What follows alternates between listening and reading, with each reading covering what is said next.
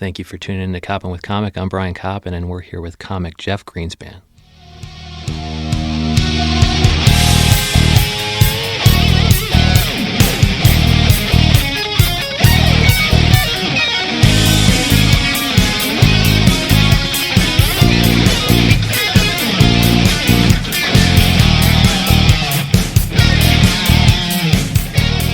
Jeff Greenspan, how the hell are you?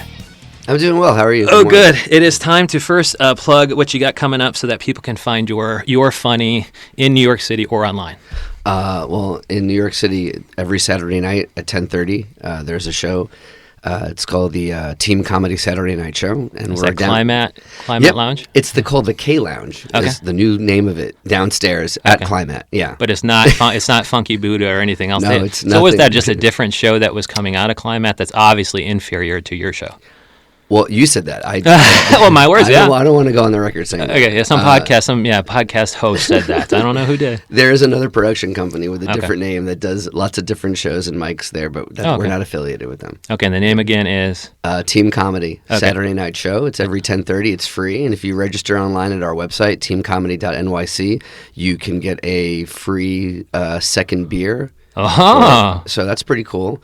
And last night, it was an absolutely packed room with incredible comedians. We usually have about, a dozen comedians every Saturday night. And you guys were there. It was a big crowd, and you guys were there like all night or something. How late does it go? Or how late can it go? You found out last night.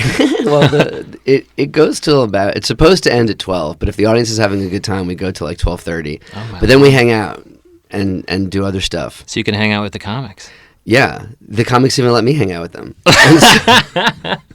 That's hilarious. And now, are you the host? Or you're the producer. I'm one of the so producers. You hire the comics, and what do you kind of look for in the comics that you're hiring? People who are really firing on all cylinders, or? Yeah, I co-produce it with a guy named Tom Luciano and another guy named Jason Choi, and there's a whole group of us. We're just a bunch of comedians who started in New York around the same time, about 3 to 4 years ago. Cool. I'm about 3 years in. That's pretty good for comedy. That means you're starting to really find out who you are, and your stuff is just hilarious.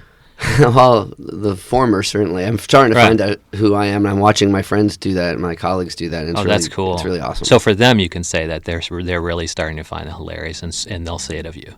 Yeah, I've always thought these people are hilarious since I met them. But otherwise you wouldn't hang out with these people. And how do you kind of find those crews coming up? Like, you start out in open mics 3-4 years ago, and you start kind of looking for people who have humor similar to your own, or just people you find funny because they're either doing observational or one-liners, or... What I personally look for is people who have a point of view and are talking about things that are important to them. I don't want to really criticize other comics, but I'm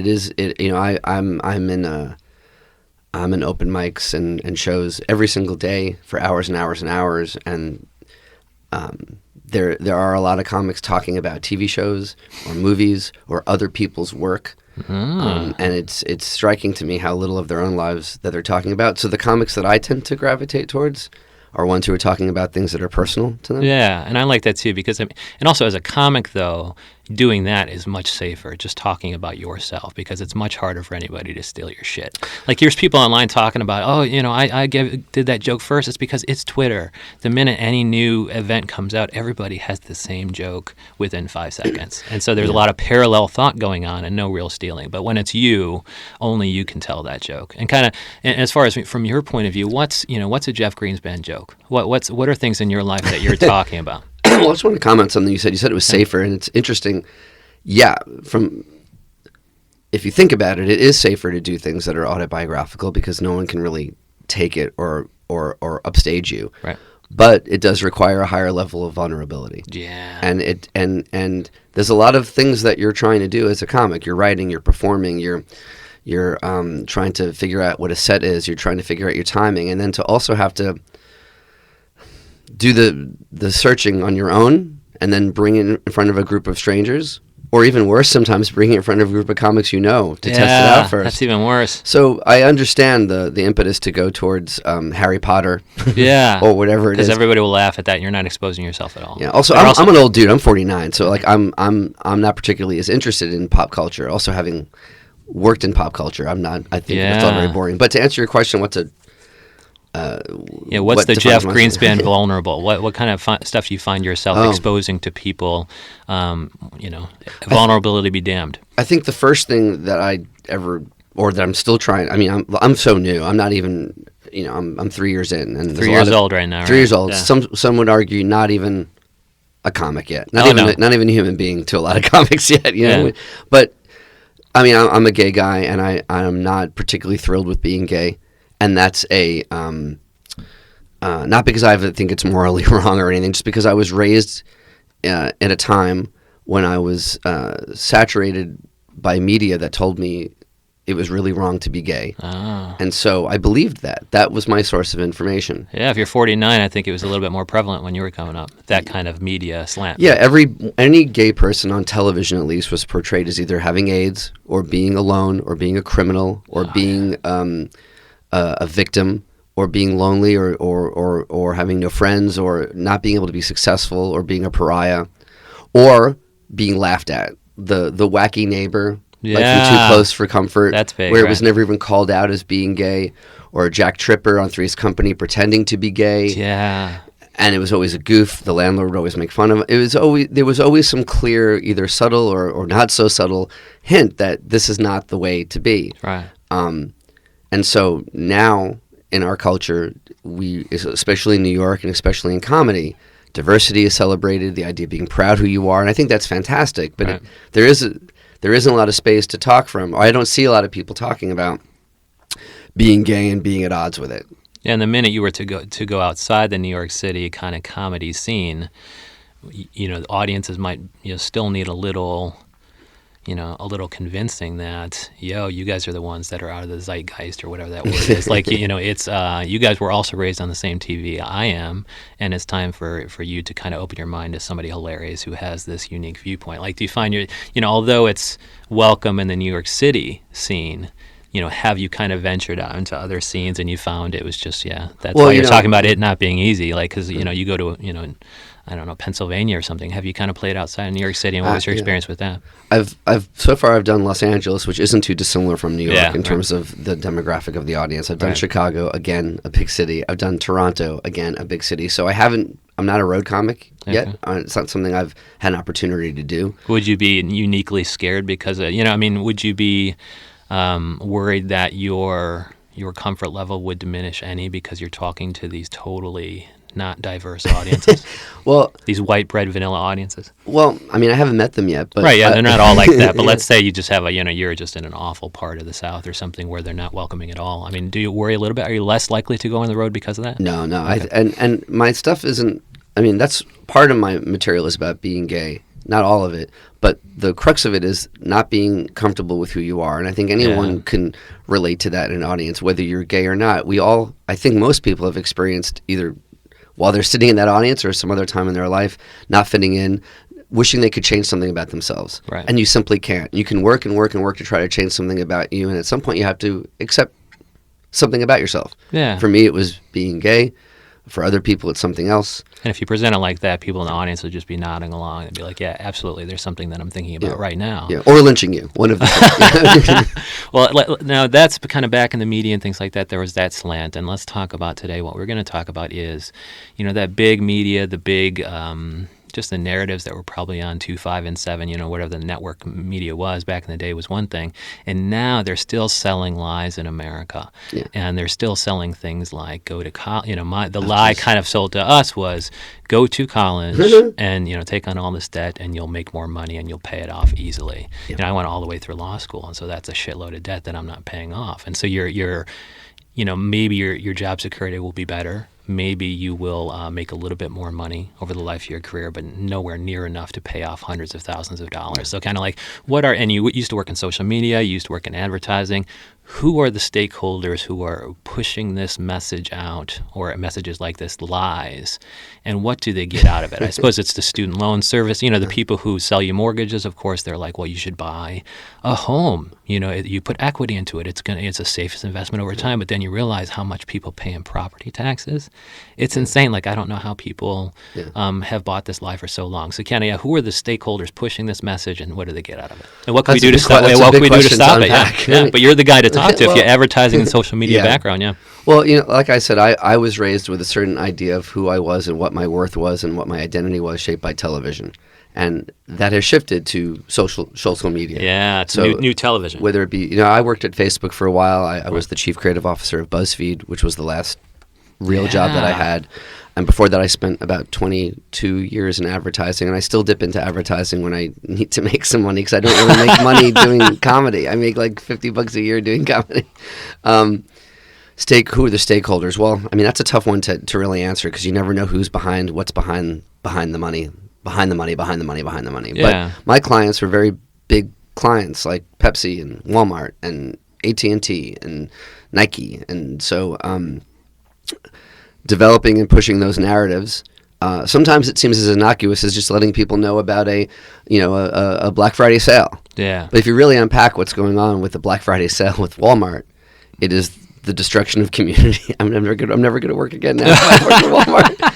I mean, you work in comedy. You will work in comedy again, just not advertising, right? The things that these companies do, basically advertising puts a smiling face and a brand message in front of usually pretty horrendous acts. That's the worst of it. At its best, it's selling you something you don't need, right, or making you feel less than because you don't have something, or because you don't look a certain way, or because you don't fulfill a certain picture that's been painted. And the interesting thing is now advertising has to it's been kind of smacked in the face. So now their idea of showing you, like, just for instance, we were never shown multiracial families, or the idea that the man works and the woman does. All these ideas have been, I mean, this is a very broad stroke I'm painting right now, but it is, I talked to you a little bit off before we started talking about the lies. And the lies are that I think the cumulative effect of watching all this, the amount of advertising and the messages that you see, is that you are a consumer rather than a citizen. Yeah. And that you are pretty much disenfranchised and fairly powerless. And your way to express yourself, your way to speak up, is to buy something. Yeah, and even through some of the social media branding going on, they're getting in on the whole cause. It's almost like they're jumping on certain causes, or like, we are Patagonia, we're Dick's Sporting Goods. We no longer sell guns. Yeah. Well, that's great, and you're taking a stand maybe in the right direction, but it's also you're profiting from it because you're such a great corporate citizen. And meanwhile, you're doing other things like maybe exploiting labor force, or people who's making the product at the manufacturing level. Well, it's funny you said Patagonia first. You may have taken it back, but Patagonia is one of the few brands that actually their behavior is conservation, right? Like they're really good conservation, and their behavior is actually quite respectable. Okay, good. But that was one of the things I try to tell the brands that I worked for, is that it's just like in a relationship. It's not what you say, it's what you do. Yeah. You could say what you want all you want, and the difference that an advertiser has rather than your significant other is they have billions of dollars in media, so they can make you believe something just by repeating it over and over and over and over again. Right. Whether that be that you're less than, or that they are more than. Yeah, and it's almost, you would have to be, you have to dig through their public filings, their securities documents or whatever, and the analysts who do so, to find out what they're doing instead of what they're just saying. Like, where is their money actually going? Well, like, those people have their own problem because they're captured. They're in investment banks where the sell side is making all this investment banking business, so the analyst is doing all these buy recommendations. So everybody's conflicted. I can't believe you just said they were captured, because I don't know if you know this. Do you know about this project I did? No. So, before I was doing comedy, a lot of my time was spent doing, pranks, or art projects, or culture jamming projects that would get media. So basically, that would get media attention. I tried for a long time with different creative partners to take what I had learned in advertising and learn how to manipulate the media. How do you use images and words and the theater of advertising to get people to pay attention to things I felt were important rather than shoes or shampoo. And so what were some successful manifestations of that? One of the projects was called Captured, which was for about a year. My creative partner, Andrew Tider, and I, we found people in prisons all across the country who had some artistic capability, and we had them paint and draw portraits of people we feel should be in prison, which were the heads of corporations that were destroying a lot of the environment or society, and then we presented each portrait with 2 rap sheets. Rap sheets are a list of crimes. So we showed the crimes committed by the corporation. And we spent a year researching those crimes. It wasn't just like, oh, this company's bad. We went through the Department of Justice files. And, wow! We did a lot of research, and then we showed the crimes committed by the incarcerated artist. Wow! And all those portraits are still online. You can find them at thecapturedproject.com. Oh, cool! And then we made a book. We sold 1,000 copies of the book in about a week online, and we made over $10,000 in profit. And we had given all that money to efforts to elect Bernie Sanders. This was a few years ago. Okay. And now the book just came out again as a softcover. You can buy it at thecapturedproject.com, and all the money from this round goes to remove corporate influence over government. Dude, that is amazing. It sounds like, your comedy is actually. It's kind of, effectively challenging the status quo in a meaningful way, and it's hopefully this stuff is making its way into your act.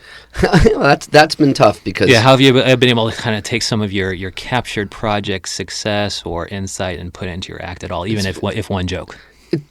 It's very, very hard because in the middle of a stand-up act, especially with the amount of time I get, it's completely not relatable for me to explain to you what I just said. It's like, he did what? He made a project with people in prison. That's awesome, though. You explain it perfectly, and it's really cool. I hope people go get the book, right? Yeah. Thanks.